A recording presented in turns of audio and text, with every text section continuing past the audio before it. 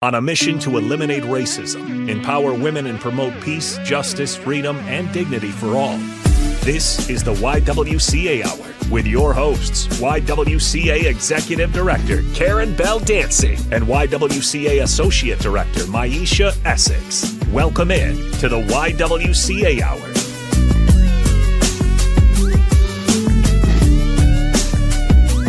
Good morning. Welcome back to W with Karen Bell Dancy and Maisha Essex. We are so excited to end out the February, which we know is such an opportunity to celebrate Black history. And on this last day of February, we will do a little bit of blending because only is February Black History Month.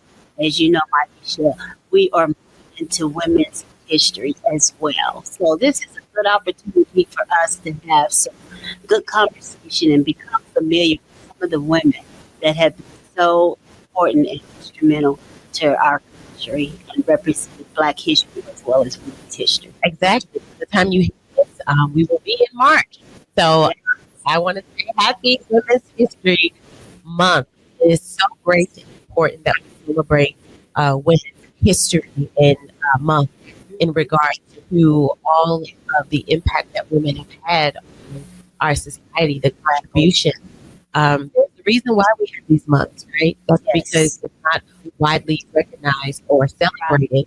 And we need to bring attention to a lot of different communities that have shaped and created the world that we live in today. And women are influential and very important to who we are as a society and how far we've come, and just the foundation of us as a country. Exactly. And so we need to celebrate and recognize a lot of the women who have done great work, the women who continue to do great work within our community and our world and our society.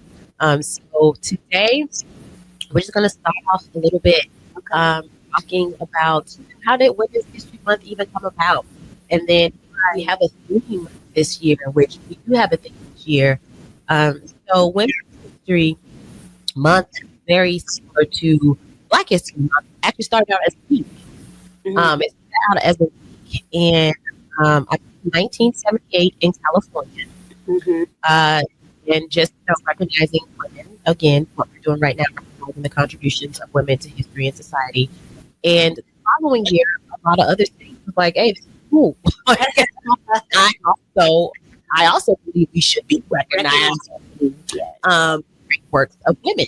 So the first Women's History Week actually coincided with March 8th, which do we know what March 8th is? Yes, International Women's Day. Exactly. So it started off during that week again to coincide with IWD, so International Women's Day.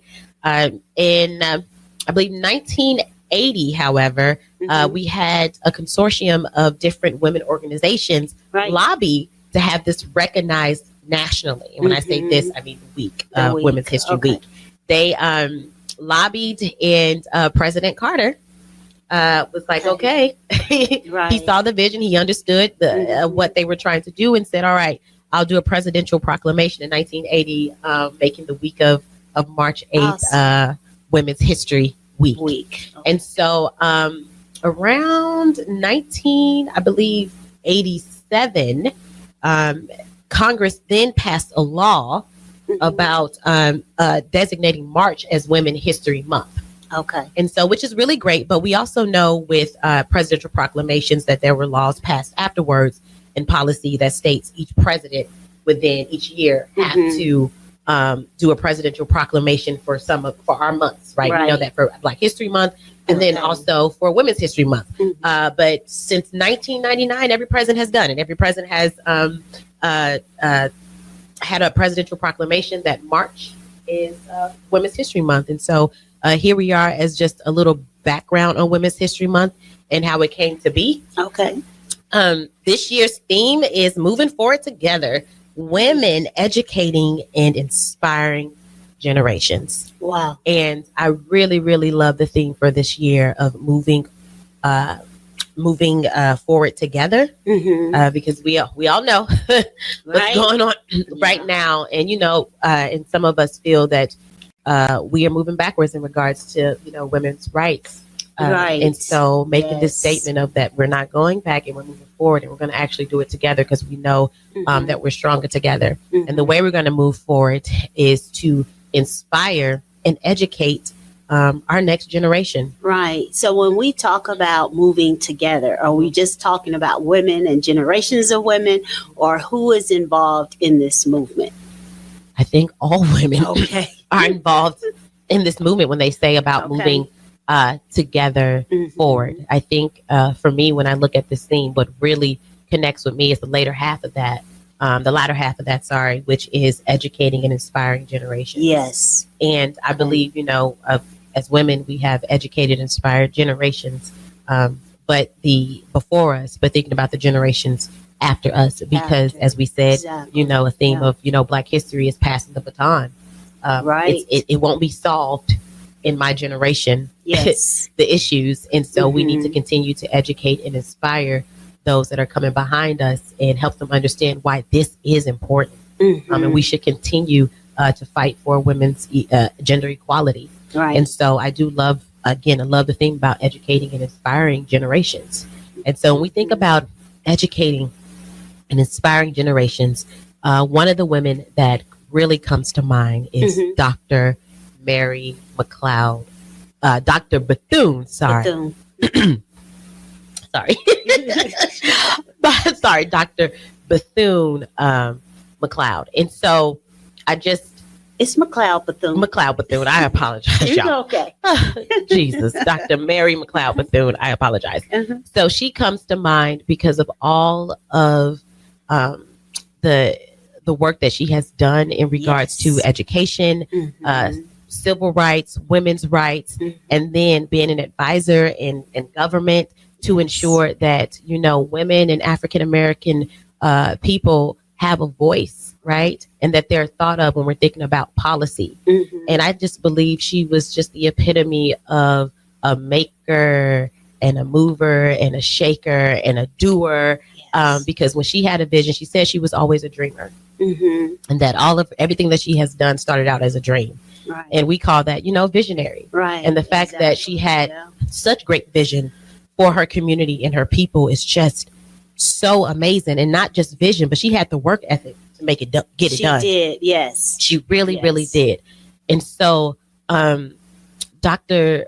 Bethune, she, just as a little background and history on her, she was born to formerly enslaved parents. Right. She is number 15 out of 17 children. Oh, I didn't know that many. Yes, Wow. she is number 15 out of 17. Wow. She was the first one born into freedom. Okay. Yes. And she was the only one that received formal education. And she was born in 1875. And so if you know anything about what was happening, during those times and in Jim Crow and all of that, it was very hard for African American people to receive formal education. So that's a big deal that she did receive formal education. Her family remained working on the farm and picked cotton. And so even after the Civil War was over, they utilized that for employment. And this was in Florida, am I correct? South Carolina. South Carolina. She was born in South Carolina. But of course, the reason why you say Florida, because a lot of her impact and work happened in Florida, Daytona Beach, Florida, where, she is just embedded and threaded throughout their history and throughout the city because she has done so much in that city. And so, yes, she was born in South Carolina. Formal education actually took her to Chicago, where she went to graduate from missionary school. She actually wanted to be a missionary, right? Right. However, there was a little bit of a barrier. And if you can guess what the barrier is, and gender, intersectionality. So after she graduated from missionary school, she applied to be a missionary in Africa. She really wanted to do that. And she applied through the Presbyterian Church.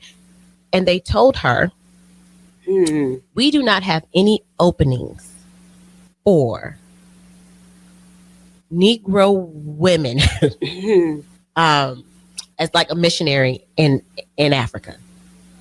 Did you just hear what I said? For a Black woman, we have no space for you to be a missionary in Africa. In Africa. In Africa. There is no need for you here. Wow. And in this space.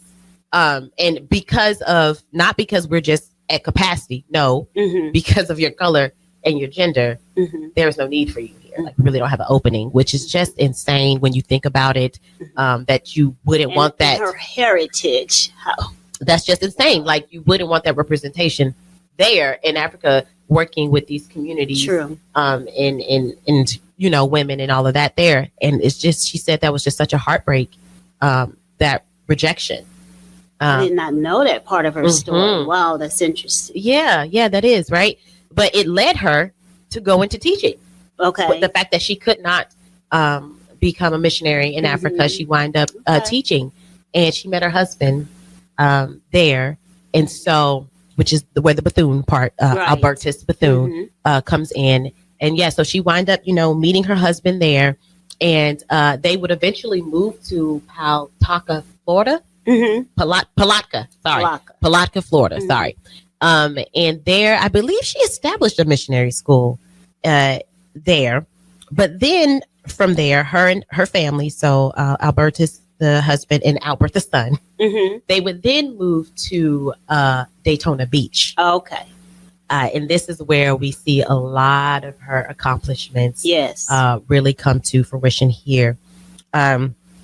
She had $1.50. She said, I had $1.50, my faith in God, and the confidence in Mary McLeod Bethune. I love that. Right. She said, I took all of that, and then she opened a school. Yes. With $1.50. And what year was this? This was in 1904. 1904. She opened a school. And it was a literary and an industrial training institute for Negro girls. And so she opened that up, and eventually they combined Cookman with, which was an all boys school. And so it became Bethune Cookman, which is around to this day. Yes. And it is an accredited university. Right. And so, which is just amazing. And when she talks about some of her accomplishments and what she has done, what she said was basically, I needed them to see it, to know that it was possible. Right. Right. And I think that's amazing to think that way, because it allows you to think outside of your circumstances. Sometimes we're so intertwined in, you know, our circumstances that it'll make us just say we can't do it, because look at where we are. We stay stagnant. Right. Because I don't see anything different. And so when they wouldn't make a table for her and for the people who look like her, she created her own. She literally built a school. Right. With $1.50. Yes. She went and established a school. She created her own table, pulled up her own chair, just so you and I can see that it is possible. Right. And that and just know a little bit about our worth and what we should have, which is a right to education. Right. You know, during that time, a lot of us were turned away in regards to different schools that we can go to, the resources that we could have. And for her to show that, no, you deserve these resources. Actually, you're entitled to this. And just because they won't give it to you doesn't mean that you can't have it. Right. And so she showed us and inspired us in regards to that, of we can create and build ourselves so that we can have. She's doing this right around the turn of the century. Come on, like that's the part that we need to sit and reflect on. Yes, but she also knew. I mean, she was a businesswoman too, right? Yes. She knew how to network and move, and so again, they had $1.50 to open up. Right, you have expenses when it comes to a school, obviously. Right. She was now then the president of the school, the Bethune Cookman.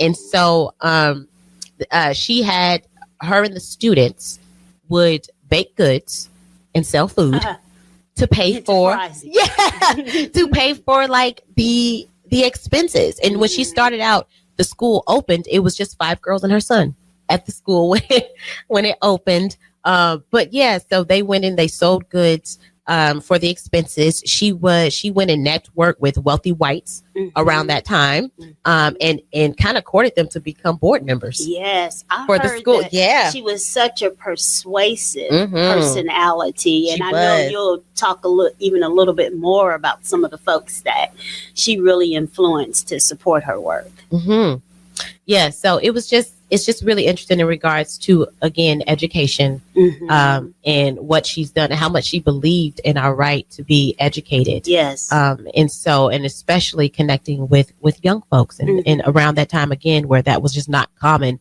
for African American people to receive formal education. Right. She took her passion, she took her calling, and she said, "We're going to do this, right? And I'm going to do it." So it was just, again, great to just learn a little bit more about, how Bethune-Cookman came about, and her passion for education, and just how she got there. It was through rejection, Right. but it didn't stop her. Like, she continued to just move on. Like, I can't do it here, but you know what? I'm going to go ahead and teach and see where that takes me. And she didn't accept no as an answer. Yes. It just really, when they said no, she was like, all right, I'll just build my own thing. Like, every time she said, you ain't gonna let me in here. I will build my own thing. My own door. And yes, and open it to others. That's what's so important for me. Yes.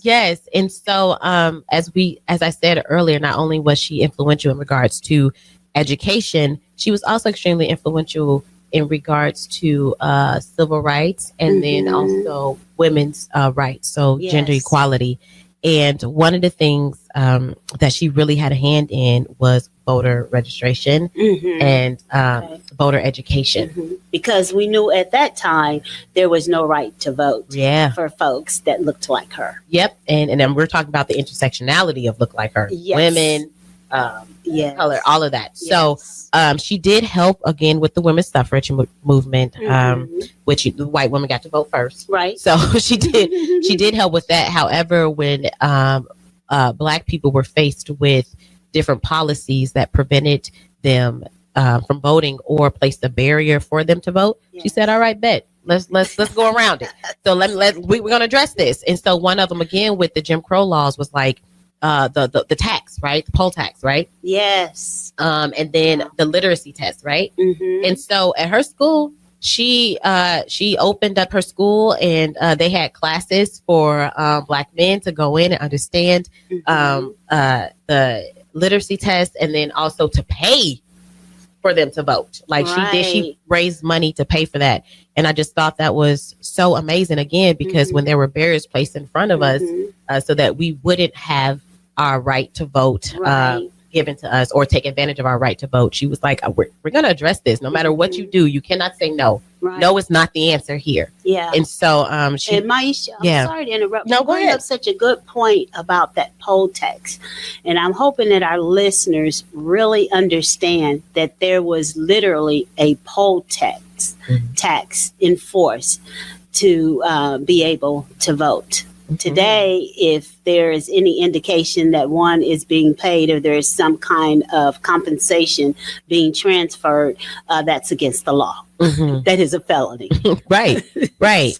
So it wasn't then, right? And so, you are so right to just think about, again, the barriers that she was facing and the challenges that we were facing as a community back then, or our ancestors. And so, again, all the things that we had to do in order for us to sit here, or all the things that they had to do in order for us to sit here. I love, again, when Black History Month, I love that it's right before Women's History Month, because again, with our organization, we live in intersectionality of race and gender. And You're so to see how we have just been shaking and moving just throughout time, it's just always great to go back and to, re-educate yourself on some of the people who have done amazing things, because if we don't, we lose it. That's true. We just lose it.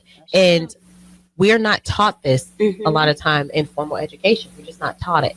And so if we won't teach it in formal education, we have to get it somewhere else. And and then it becomes a responsibility of people like us to continue to have these conversations about the people in our past who have just made it so possible for you and I to sit here, and the things that we take advantage of and don't even think about every day, right? That someone had to literally break down a wall so that we won't. You just talked about the poll tax. I don't think about paying money, nothing. Right. That's not even a thing now. When I go, or a literacy test, that's not a thing, right? Exactly. It's something that we just do not think about, but a challenge and a wall that they had to break down because it was a huge barrier, and it disenfranchised our people from voting. Right. Yeah. And thank you for saying that and bringing that point out, because often that part of the history is just not told, just not understood. And I know sometimes people wonder, why do we crunch on that so hard? Why do we continue to infuse this in the conversation? That's because this is part of the history of who we are, but not as just a people, but as a country. This is our real history. This is the American history. It really is. And we have to engage with it. We have to talk about it because we don't need it to go away. We need to recognize it so that it will not be repeated. Very true. Right? It's not a thing. I know a lot of people say, just stop talking about it, which is just so interesting to me. Right? Just be like, it's going to go away. If you're in a dark room, just stop talking about the room being dark. Then there'll be light. No, it won't. It's still dark in here. Whether we, it doesn't make the darkness go away because I decided to not say the room is dark anymore. I just don't understand why people there's only, when we had, we used to have our Stand Against Racism Week. Yes. At YWCA. And we would do a lot of different events. Right. Right now we switched to a different platform, which is Until Justice Is. But one of the platforms we used to have was our Stand Against Racism Week. And I have my shirt on. Yeah, you have Walking Towards Justice shirt. Yeah. Yes. And so we used to do a lot of different events, during that week, invite the community in and things of that nature.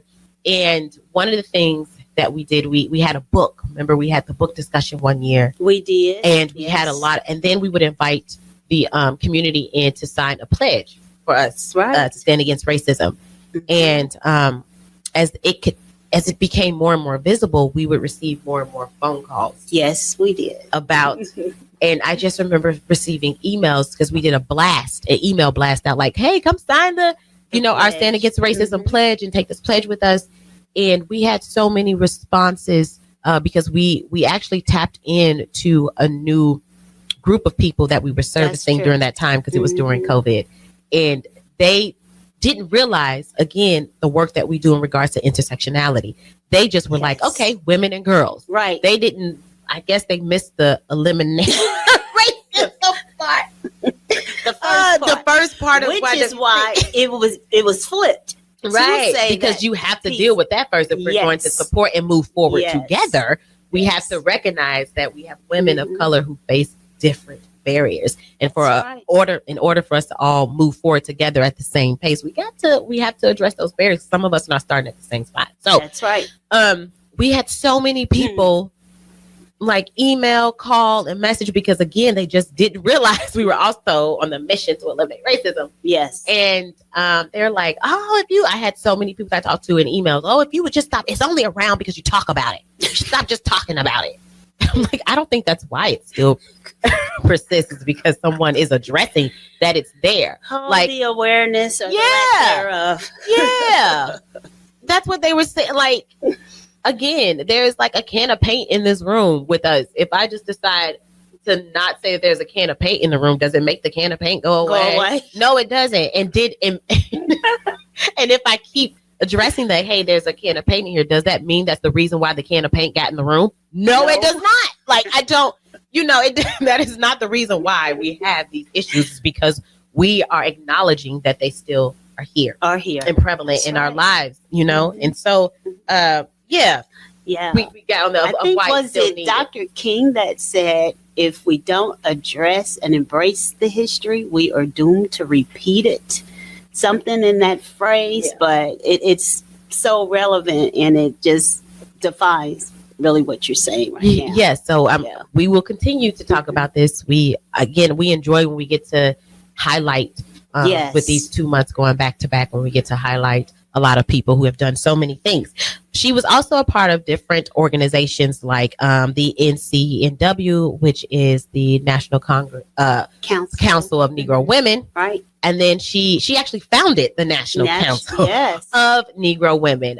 She used to be the president and was very involved with the National Advancement of Colored Women, which was just really great because there were thousands and thousands of women who were a part of that. And she was able to network and to grow her connection through that. But then eventually she said, I want to do an umbrella organization where we're not just talking about how to make like lives better for women or how to make women better people, but how to get them engaged and involved. And that's where NCNW had came into place, which again, I just think is amazing. She also co-founded the National Negro College Fund.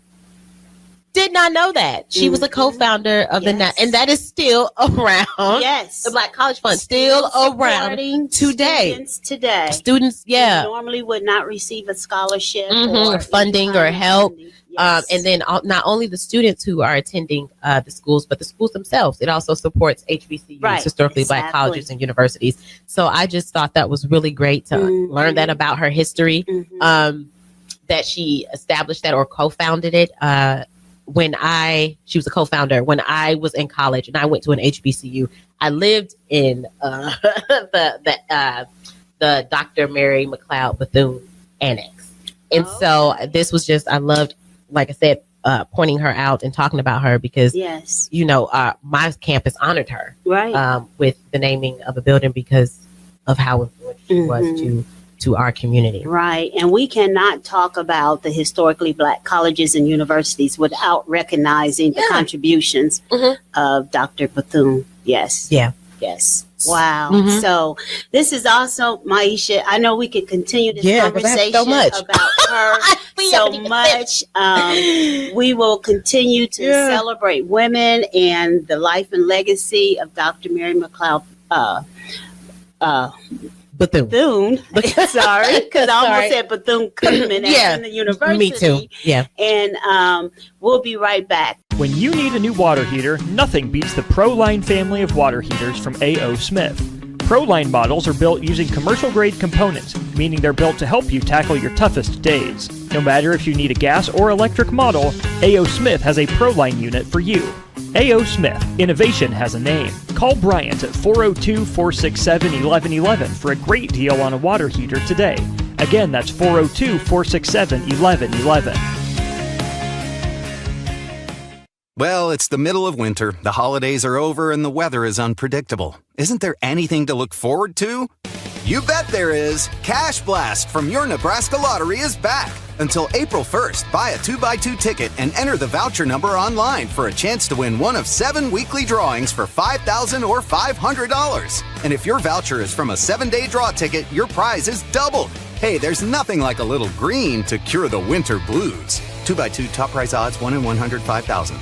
John Henry's has a brand new membership club to protect your entire home in one program. With a VIP and a deluxe option, we will help you find the plan that best fits your needs. Receive discounts on services and equipment, priority service, complimentary inspections, and so much more. Protect your home's plumbing, heating, cooling, and electrical systems all in one membership. Call John Henry's to learn more. 435-5555. John Henry's Plumbing, Heating and Air, and Electrical. Are you a skilled mechanic looking for your next big opportunity?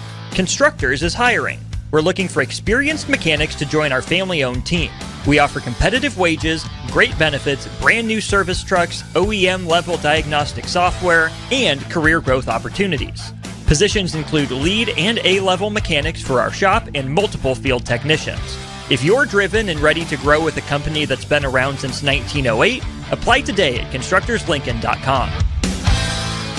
Shopping for new flooring is different today. Getting your questions answered, making the right selection, getting the best value, and installed quickly and professionally. Visit OakStreetCarpet.com or shop our store. We'll answer all your questions and help you make the right choice. You'll be enjoying your new floor in just days for less than you'd pay elsewhere. Carpet, vinyl, wood, laminate, tile, and area rugs. We've got it all. Oak Street Carpet. 1732 O Street. Family owned and operated. Always the best value. Unearth the secret to long-lasting tires at Tread's Central Tire Pros, a league apart in commitment, service, and expertise. This isn't just about rubber meeting the road, but trust, safety, and surety converging in perfect harmony. This is where expectations are exceeded every time. Make your appointment today at Tread Central Tire Pros just south of Cortland on Highway 77, or visit our website to explore our services. Remember, when it comes to tires, choose Tread Central Tire Pros because we tread differently. Ticket listeners know a dream team when they see one. At Applied Connective, we've been in the game for 20 years and have developed a team of world-class leaders in all things IT, from cybersecurity and Microsoft products to physical security, audio-video, infrastructure, business phone systems, and anything in between. We'll help you leverage technology to become your most secure, efficient, and profitable. Head to our website to check out real reviews and testimonials and sign up for a free tech consultation. We can show you where you might be vulnerable, inefficient, or overspending. It's a game changer, and it's totally free. Claim yours right now at appliedconnective.com. Back to the YWCA Hour. Here are your hosts, Karen Bell Dancy and Maisha Essex. All right, so we are back, and we are talking about Dr. Mary McLeod Bethune. Yes. Y'all, we are sorry. We have said that. I don't know what's going on. I can't get it out. But Dr. Mary McLeod Bethune, and I just have a couple of more things to say about her. Again, we could sit here all day, of course, and talk about Dr. Mary McLeod Bethune and everything that she has done for our community and society in regards to people of color and then also women. And so I want to just read a little quote that she said. As we have been extended a measure of democracy, we have brought to the nation rich gifts. We have helped to build America with our labor, strengthened it with our faith, and enriched it with our song. But even these are the first fruits of a rich harvest, which will be reaped when new and wider fields are open to us. And I just love that she is stating that this is just the beginning. Right. This is just the beginning. And so, again, with the theme of passing the baton that we had in February, this is her recognizing that there is more that needs to be done and there will more to come. But also her recognizing what we have brought to this country and to democracy thus far. And so with Dr. Mary McLeod Bethune, not only did she do a lot in regards to just, activism and more of like that grassroots activism, she was also an advisor to 5 presidents. Right. Like she was on a mission. This woman's on a mission. 5 presidents, including like Hoover, and some of when she was the advisor, some of the things that she did in government was she was appointed to commissions that advised them on labor and youth employment, as well as just, education. But where she really shined in regards to administration was FDR. Right. And it was partly because of her friendship with Eleanor. They had a really, really great friendship. But FDR, he appointed her as advisor to the National Youth Administration. And then this led to the creation and the appointment of her own department within the agency. She was the director of the Division of Negro Affairs, which we know as, the media termed it as the Black Cabinet. Right. So that's what, but this actually, through that appointment, she became the first African-American woman to head a federal agency. Yes. Just, oh my gosh, when you think about all of her achievements, she is like the first African-American woman to do a lot of things, including being invited to the founding of the United Nations. She was the only African-American woman that was present. Just sit in that a second. Yes. A woman who was born the 15th child of 17 of former enslaved parents. Yeah. I just think that is, again, just so amazing. That all of her hard work. It goes back to what you said earlier. She said she had $1.50. Faith in God. And belief and Dr. Mary McLeod Bethune. Yes. And it took her all the way to representing us at the United Nations, which I just think is so great. And all of her hard work and her commitment and I feel like her commitment to what our mission is here, elimination of racism and empowerment of women. That's right. It was her commitment to that that led her to be in so many rooms. It was the reason why she did not accept no. Right. And when she didn't see it there, she created it. And I just think that is amazing. She also advised President Truman during World War II. And then she fought for the inclusion of African-American women in the WACS, which is the Women's Auxiliary Army Corps, and the WAVES, which is the Women Appointed for Voluntary Emergency Services. Right. And so I just, again, those just a few things about her. Another important aspect to her life and her legacy was the image of Black roses. And so that became associated with her and her legacy. She went to Europe and she saw a Black rose. And for her, that just made her think about God's creation in regards to diversity and how creation is a symbol of diversity. Right. And that when you think about a garden and you think about flowers and roses, there are roses of many different colors. And so she really connected with that. And she went back and started calling her students Black roses, her girls, Black roses. And so that is now like a symbol. Wow. Black roses for her. And I believe there's a society and it's named Black Roses that continues to do like the work of Dr. Mary McLeod Bethune, which I just think was really amazing. You know, we've heard this before about, you know, God's creation and diversity. And we heard it likened to birds. How many types and kinds of birds do we have? They do not all look the same and fly the same, right? So if you didn't think diversity was something that we should have, God created, and you believe in, you know, God, and God created diversity. He believes in it. Look at the world, right? You know, we are all different. Look at the creatures, and we are no different from them in regards to how we are all different and have different specific characteristics that we have that should not be ignored or looked at as bad or wrong. It's just who we are, right? What a beautiful metaphor. Yeah. So one of her last will and testament, and we can talk about just 1 minute about her legacy, and I have my notes here about some of the things that have come from her contribution to society, how we have recognized and highlighted her contributions to society. In 1973, Bethune was inducted into the National Women's Hall of Fame. In 1974, on her 99th anniversary of her birth, Dr. Dorothy Height in the NCNW unveiled and dedicated the Mary McLeod Bethune Memorial in Lincoln Park in Washington, D.C. to a crowd of over 18,000 people. It was the first memorial to honor an African-American woman in a public park in the nation's capital. Wow. In 1985, the United States Postal Service issued a stamp in Bethune's honor, becoming the second Black woman after Harriet Tubman. Right. And then we have a few more, but the one that is really, really, really big is on July 13th of 2022. The statue of Bethune representing the state of Florida was unveiled and dedicated at the National Statuary Hall at the United States Capitol in D.C. Now this, she became the first African American to represent a state specifically in that hall. And she replaced a Confederate general. Right. Yeah. So, yes. She has, again, there as a society and as a community, she has been highlighted in so many ways in regards to recognition of her contribution to us. And then her last will and testament, which is something that continues, and it really just summed up who she was. She said, "I leave to you love. I leave to you hope. I leave your faith.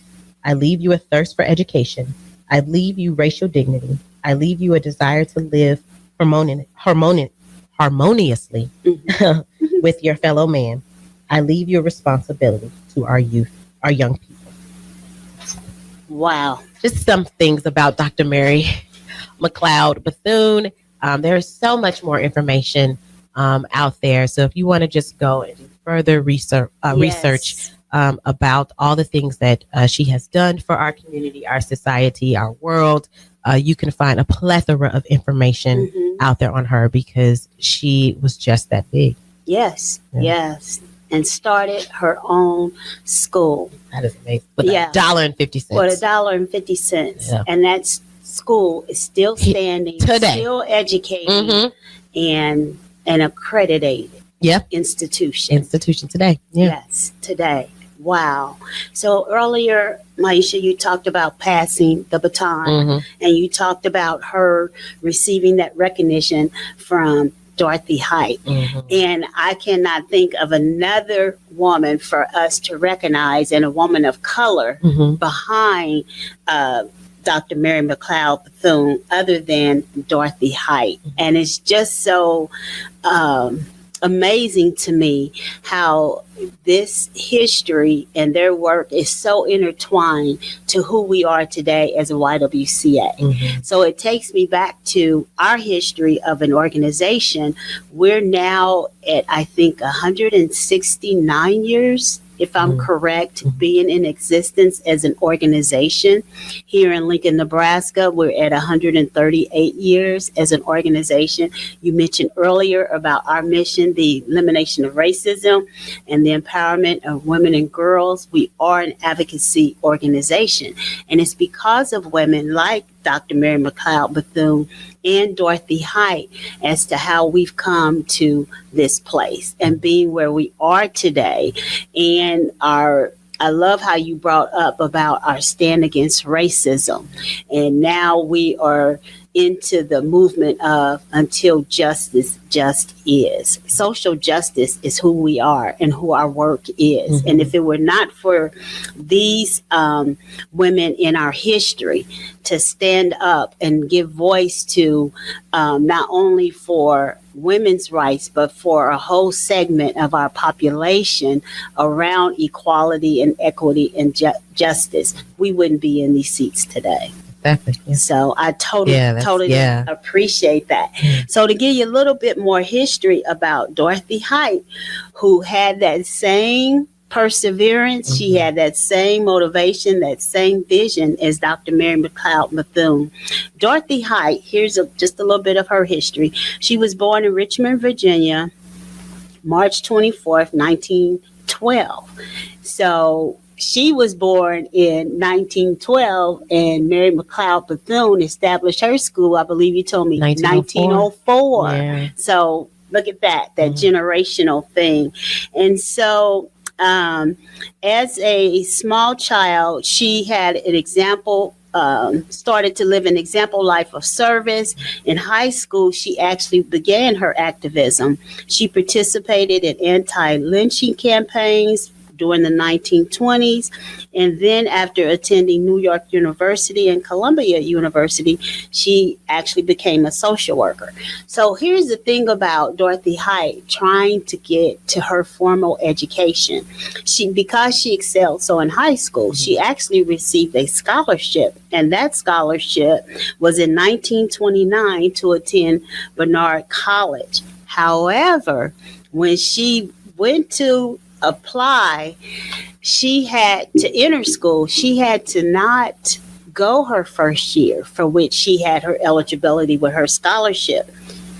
Guess why? Why? Because they had already reached their quota of 2 women of color.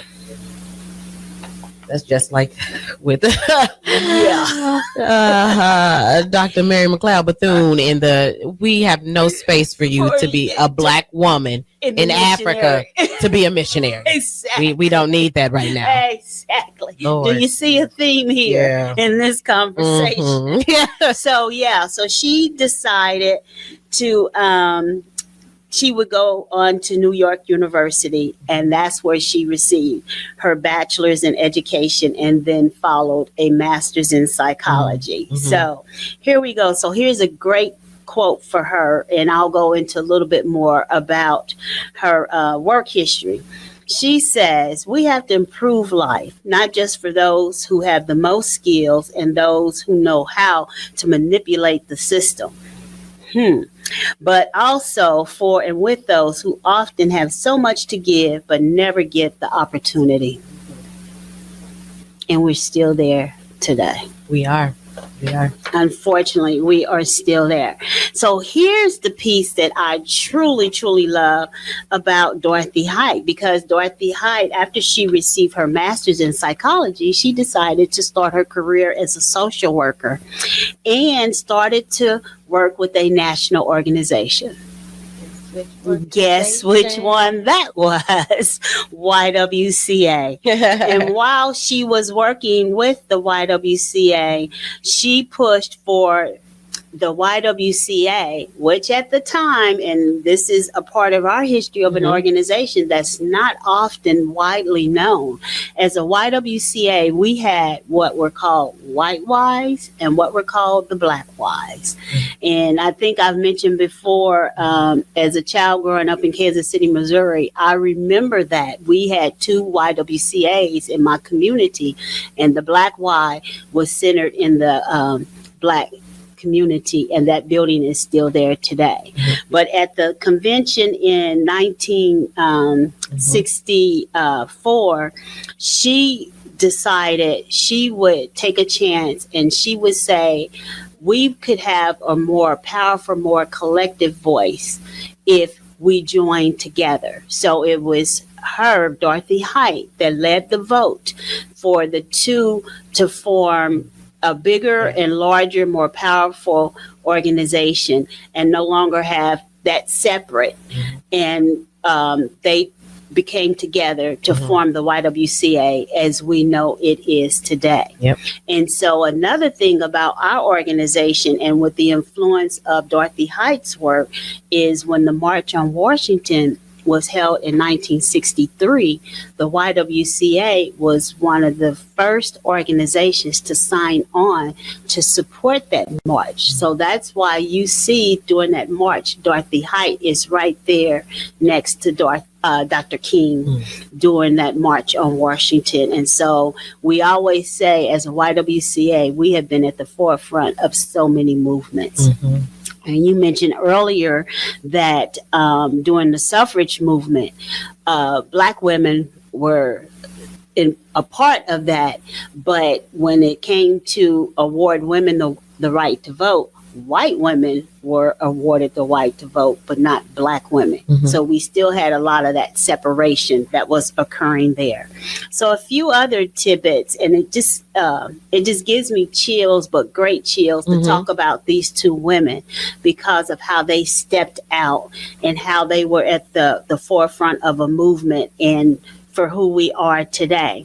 So while Dorothy Height was still with the YWCA, she was only 25 years old, and she was a part of the National Council of Negro Women, which we know who started that organization, that she received a visit from that founder, Dr. Mary McLeod Bethune, and then she was assigned the job of greeting her as a member of the staff.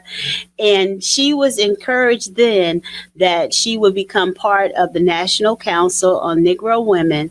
And from there, she was then introduced to Eleanor Roosevelt. So you see how we are coming full circle with this group of women. And so it was then through the NCNW that she focused on ending lynching, because we know lynching was still an occurrence, a common occurrence in our country during this time, and restructuring the criminal justice system. And so she also ended up becoming the fourth president of the National Council on Negro Women, which we know who the first president was because she was the founder. So again, this organization representing thousands and thousands of women, and then helping them to give voice and gain voice and become community activists. And I think when I was reading, doing research on Dr. Mary McLeod Bethune, and they were talking about NCNW, I believe they have like over 4 million women. Yes. In regards to membership. Still viable, still giving scholarships, still supporting women of color. Yes. So even though she wasn't as well known as a lot of men that were her contemporaries during this century. But she, as it pertains to the civil rights movement, but she had voice and was always there in the background and helping them to strategize. And so, we have to go back to Hollywood because, Hollywood is the one that kind of exposes a lot of the stories. When you see some of these movies about that history, and some movies are well done, like A Mississippi Burning, those that really tell the story, you see how women were so critical during those movements and helping the men to understand, what we need to do next as we push forward for civility and for rights for all. But back then, she was one of those few women that had a lot of the respect of the men as to the direction of the movement. So with a lot of the other leaders for the 1963 March on Washington, she was there. She persuaded other organizations to get women to come and be a part of that movement and to speak. So she was actually a speaker during the March on Washington as well. Some of the things that she was recognized for, she received the Citizens Medal Award from President Reagan. She received the Presidential Medal of Freedom from President Bill Clinton in 1994. And in 2004, she was actually honored by President Carter as well. So just another woman with so much history, so much power, so much influence. It's just amazing. And when when you read about these women or these particular two women, right? We have the book at our office on Dorothy Height. Yes, we do. And because she was so instrumental to shaping the YWCA that we know of now, which is the elimination of racism and empowerment of women, and that elimination of racism part that we have to deal with and connect with that barrier. And when I was reading, I promise you, within I felt like she lived a whole lifetime within the first 5 pages. She did so much. The energy and commitment these two women had to the advancement of women and the African American community is just so powerful.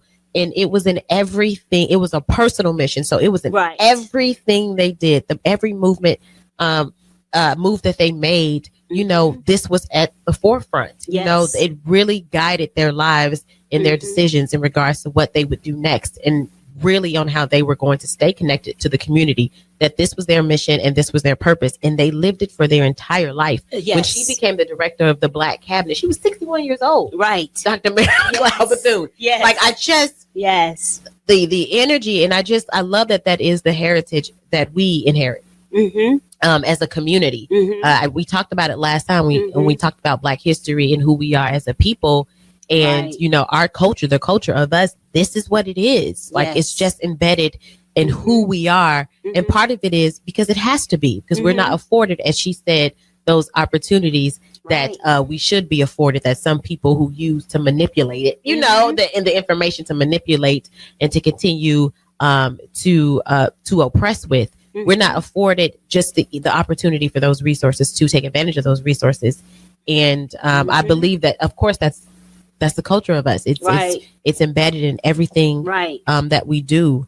And so it's just amazing, again, to just see the works of these women.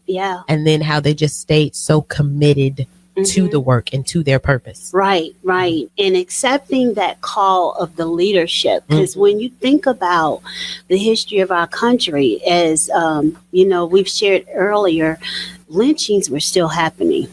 We still had lynchings through the 1960s, and we still had states within the Union that still found a lot of things that were legal and acceptable practices of demeaning against, certain groups of individuals, those that look like us.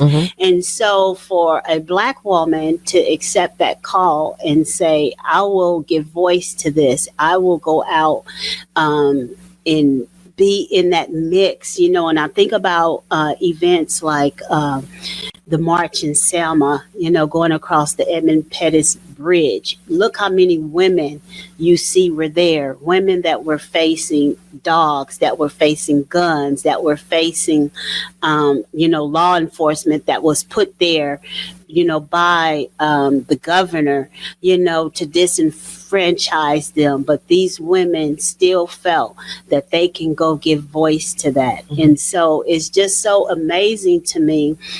We don't come across women that often that stand up and say, I could go to that level. Right. And so we don't think that every woman has to be able to go to that level or to have that extent of envision, but we can do something here within our own community that's just as powerful.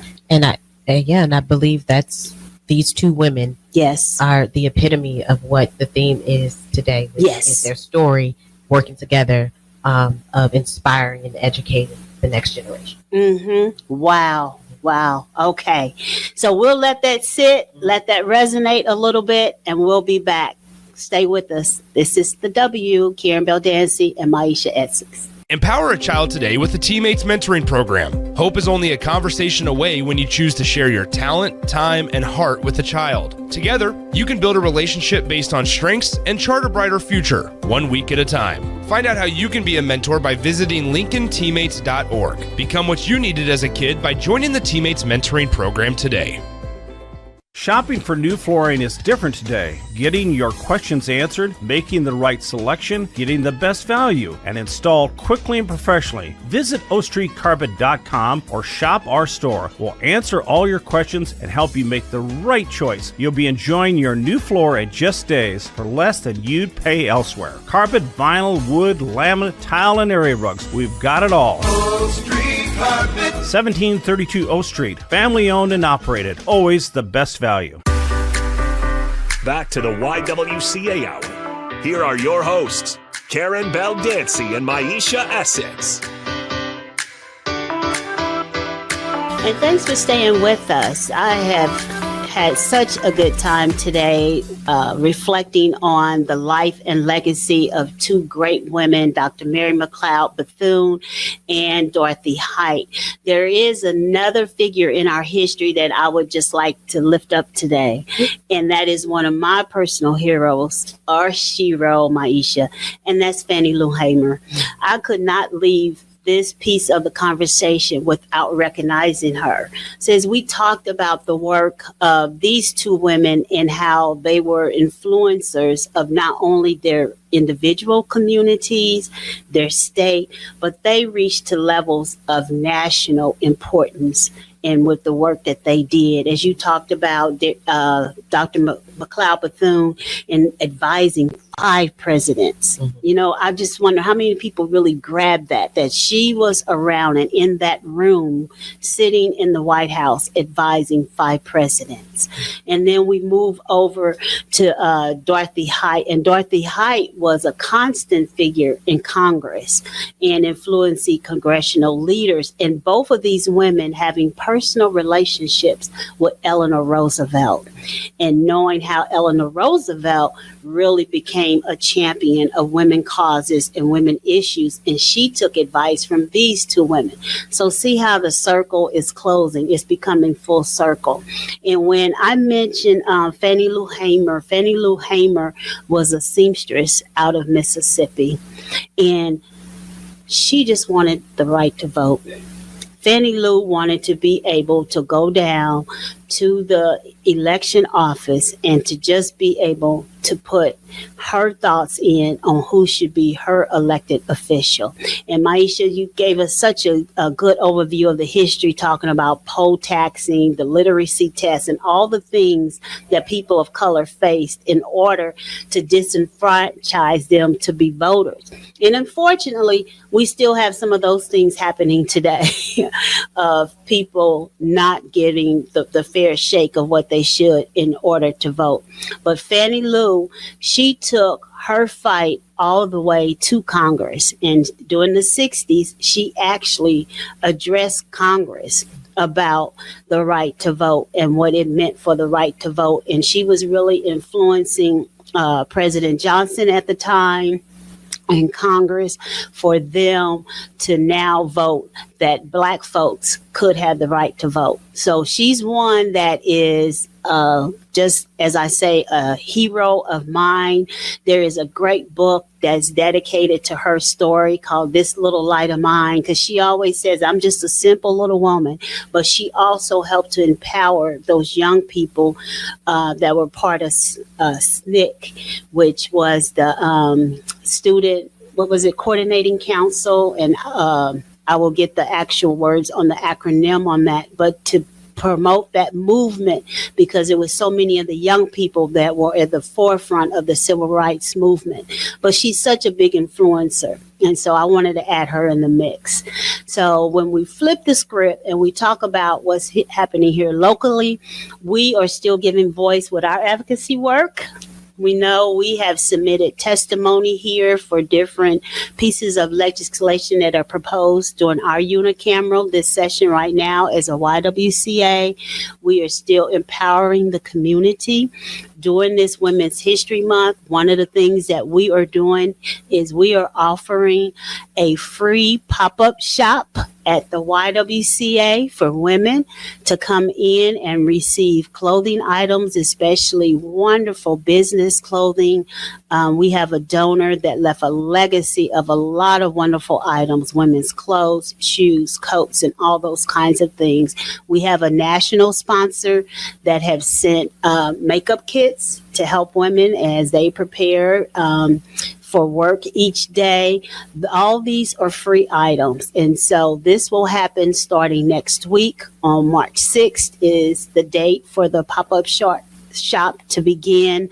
It will go for about 3 weeks. I urge you to call our office so that you can get the right dates and times for everything. Our number is 402-434-3494. If you know a woman that has need for this kinds of thing, please direct her to our attention.